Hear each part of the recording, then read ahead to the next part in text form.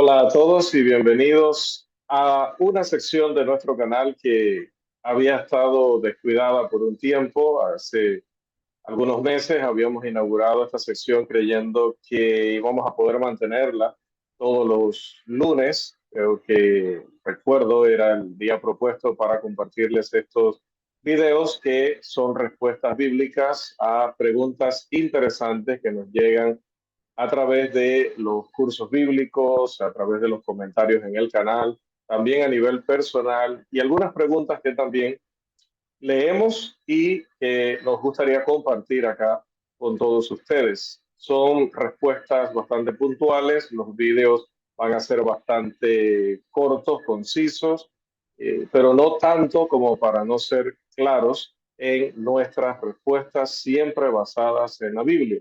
El título de esta sección, Respuesta Propicia, nace, si recordarán, del texto de Génesis 41:16. Es Dios quien da una respuesta propicia y es Dios quien responde cuando nosotros citamos de las escrituras, que son la mente de Dios. Son respuestas bíblicas a sus dudas o preguntas interesantes. Y la que corresponde este día, que ya sería nuestra pregunta número 5, la tenemos ahora en pantalla. Explique 2 Corintios 12, 2 al 4. ¿Quién es el hombre en Cristo mencionado allí? ¿Dónde está el tercer cielo, el paraíso? ¿Por qué es ilícito o por qué no está permitido contar lo que se oye allí? Como pueden notar, en realidad son varias preguntas basadas en una misma situación o un mismo texto. Vamos a ese texto y vamos a reubicarnos aquí. Y vamos a hacer la lectura. Dice la escritura: conozco a un hombre en Cristo que hace 14 años, si en el cuerpo no lo sé, si fuera del cuerpo no lo sé, Dios lo sabe, fue arrebatado hasta el tercer cielo, y conozco al tal hombre, si en el cuerpo o fuera del cuerpo no lo sé, Dios lo sabe, que fue arrebatado al paraíso, donde oyó palabras inefables que no le es dado al hombre expresar. Las visiones fueron experiencias milagrosas en las que se hacían visibles en la mente asuntos con la misma vivacidad que si se vieran con los ojos físicos. Las revelaciones implicaban la comunicación sobrenatural de verdades desconocidas hasta entonces por el individuo involucrado. Parece seguro que el apóstol Pablo es la persona a quien se hace referencia en este pasaje, aunque en estos versículos no se le identifica directamente. En 2 Corintios, capítulo 12, versículo 1, texto que pertenece a este contexto, nos dice el apóstol: ciertamente no me conviene gloriarme, pero vendré a las visiones y a las revelaciones del Señor. Obviamente no habría motivo para que Pablo se gloriara de las revelaciones divinas recibidas por otros. Las visiones y revelaciones eran de Pablo. Cada serie le fue concedida divinamente y ambas evidenciaron su llamado celestial, ya que los hombres que no estuviesen así comisionados no habrían sido capacitados de esta manera, no habrían tenido esta especial bendición. El propósito del apóstol Pablo al citar estas experiencias notables era establecer la veracidad de su apostolado y mostrar su superioridad espiritual sobre los falsos apóstoles que plagaban la iglesia en Corinto en el primer siglo. Recuerde lo que dice 2 Corintios, capítulo 11, versículo 13: porque estos son falsos apóstoles, obreros fraudulentos, que se disfrazan como apóstoles de Cristo. Ahora, respecto a la pregunta, ¿quién es un hombre en Cristo? ¿Quién era ese hombre en Cristo? Recuerde que según Gálatas capítulo 3, los versículos 26 y 27, un hombre que está en Cristo es un hombre que ha obedecido el Evangelio, un hombre que se ha convertido en cristiano. El evento que describe el apóstol no ocurre en ese momento que está redactando a los Corintios, sino que dice que sucedió 14 años antes. Entonces, si la segunda carta a los Corintios, según se ha podido indagar y determinar, se escribió en el otoño del año 57 después de Cristo, Entonces, este evento que él menciona tuvo que haber ocurrido en el año 43. Esto cae dentro del periodo en el que el apóstol estaba en la última parte de su obra en Tarso o en la primera parte de su estancia en la iglesia en Antioquía, dado que estas experiencias notables le fueron dadas para fortalecerlo ante un sufrimiento y persecución excepcionales, y teniendo en cuenta que esto lo caracterizó o fue parte de su vida durante todo su esfuerzo misionero, es razonable concluir que los eventos que menciona ocurrieron en Tarso o en Antioquía poco antes del comienzo de estos viajes históricos. Lea, por favor, Hechos 9, 26 al 30 y 11, 25 y 26. El apóstol no sabía si esto que había experimentado había sido en el cuerpo o fuera del cuerpo, cuando pasó por toda esta experiencia sobrenatural. Por lo tanto, era posible que estuviera fuera del cuerpo cuando ocurrieron. ¿Por qué recalco esto? Porque esta notable concesión por parte del apóstol revela y es significativa en cuanto a la naturaleza del ser humano. ¿Por qué? Porque demuestra implícitamente lo siguiente. Primero, vamos a reubicarnos aquí nuevamente, que hay una entidad del ser humano separada del cuerpo que puede existir fuera del cuerpo. En segundo lugar, dado que la conciencia es un atributo del espíritu humano y no del cuerpo, entonces, recuerda 1 Corintios capítulo 2, versículo 11, se sigue que, número 3, la doctrina del sueño del alma o que el alma duerme en la inconsciencia, la que afirma que el hombre consiste únicamente de sustancia material y que nada sobrevive a la muerte, esa doctrina, esa noción es falsa. Y 4, el espíritu no muere cuando el cuerpo muere. Además, dado que el espíritu del hombre es la parte conocedora del hombre, como podemos verlo en 1 Corintios 2:11, note lo que dice el apóstol, porque ¿quién de los hombres sabe las cosas del hombre, sino el espíritu del hombre que está en él o dentro de él? Así tampoco nadie conoció las cosas de Dios, sino el espíritu de Dios. Se demuestra entonces de manera positiva en las palabras de Pablo que el espíritu es capaz de funcionar perfectamente fuera del cuerpo. Cabe destacar que el apóstol, mientras se encontraba en el estado que describía, se dice que veía y oía. Así que podría haber estado fuera del cuerpo. Por lo tanto, nos enseña que es posible ver y oír también cuando se está fuera del cuerpo, como lo podemos hacer naturalmente cuando estamos en el cuerpo.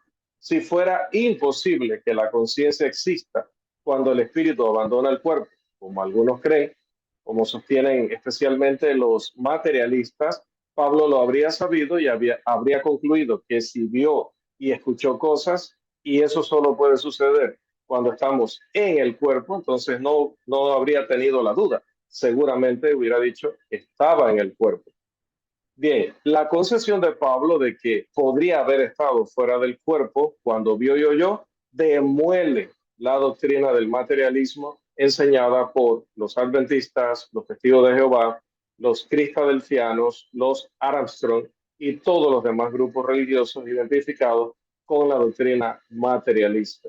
El apóstol fue llevado, también sigue diciendo el pasaje, hasta el tercer cielo, o en forma paralela dice que fue llevado al paraíso.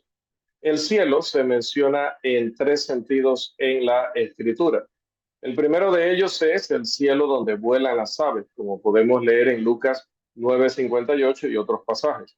En segundo lugar, el que sigue sería el sol donde están, el cielo, perdón, donde están el sol, la luna y las estrellas, como se lee en el Salmo 19, versos 1 al 6. Y en tercer lugar está un cielo superior donde está Dios, como podemos leer de él en Deuteronomio 4:39 y en muchos otros pasajes.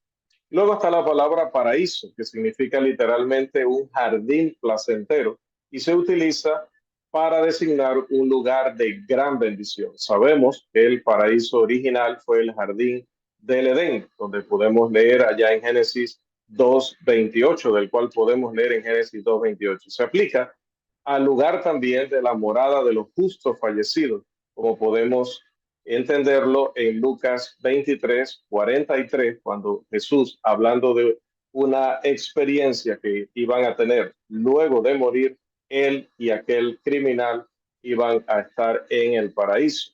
Entonces es un lugar que no está en la vivencia terrenal, tampoco es el cielo aún, entonces definitivamente que es un lugar intermedio entre la muerte y la resurrección. Podemos leer Apocalipsis 2:7 también al respecto.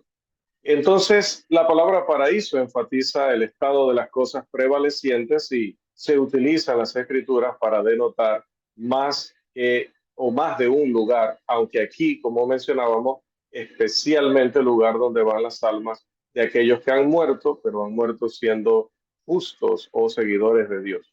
Y así como la palabra cielo se usa de diferentes maneras, en la Biblia encontraremos la palabra paraíso con diferentes acepciones dependiendo del contexto, aunque ya hemos definido cuál sería su sentido en este contexto que nos interesa hoy. Durante el viaje sobrenatural del apóstol, dice que oyó palabras inefables que no le es dado al hombre expresar. Inefables proviene de la palabra griega arretos, definida por Arndt en Gingrich como algo que está más allá de la capacidad de los seres humanos para emitirlo. Pero esta definición parece demasiado limitada a la luz del contexto, porque en la siguiente oración, como pueden ver abajo, Pablo dijo que las palabras que describen lo que él escuchó no eran permitidas o no se le permitía al hombre ser expresada. Esto sugiere fuertemente que eran inefables en el sentido de que no tenía el hombre que las había escuchado, en este caso el apóstol, permiso de repetirlas o de expresarlas. Ahora, ¿por qué dictar algo o por qué expresar algo allá en el paraíso que quien lo estaba escuchando luego no lo iba a poder hablar o no lo iba a poder repetir? Eran inefables en el sentido de que no tenía permiso de parte de Dios para que ahora en la existencia terrenal él lo compartiera con sus semejantes. ¿Por qué se le impidió al apóstol hablar sobre lo que vio y lo que escuchó? Bueno, hay muchas posibles razones y nosotros podríamos imaginar algunas de ellas sin poder ser categóricos, porque Pablo no explica el por qué. Podría ser que estas experiencias eran, en primer lugar, solo para beneficio del apóstol, para fortalecerlo en sus pruebas. Así que no tendría un uso general o no se le permitió que otros recibieran este mismo consuelo porque se quiso dar un consuelo a él como apóstol de manera particular. Era un hombre que estaba escribiendo la Biblia también, así que seguramente tenía ciertos privilegios que usted y yo no tenemos. En segundo lugar, podríamos decir que las escrituras proveen toda la información que necesitamos para ir al cielo. Lea 2 de Timoteo 3:16 y 17. Todo lo que es bueno, todo lo que nos puede asegurar la salvación ya está revelado en la escritura. Por lo tanto, no necesitamos esa información adicional de lo que pase o no en el tercer cielo, lo que se habla o no en el tercer cielo. No es necesario. Y Dios no nos va a dar nada en la escritura que no sea realmente necesario. Y número 3, también podríamos responder que estos asuntos sobrenaturales solo habrían servido para satisfacer la curiosidad humana. Y es notable que Dios nunca permite las cosas por ese motivo. Esto es lo que podemos responder con Biblia en mano acerca de la pregunta: ¿quién es el hombre en Cristo mencionado en 2 Corintios 12:2-4? ¿Dónde está el tercer cielo? ¿Qué es el paraíso? ¿Y por qué no es lícito o por qué es ilícito contar lo que se oye allí? Esta sería nuestra respuesta a la pregunta número 5 en nuestra sección Respuesta Propicia. Gracias siempre por su atención y que el Dios Todopoderoso les siga bendiciendo de gran manera.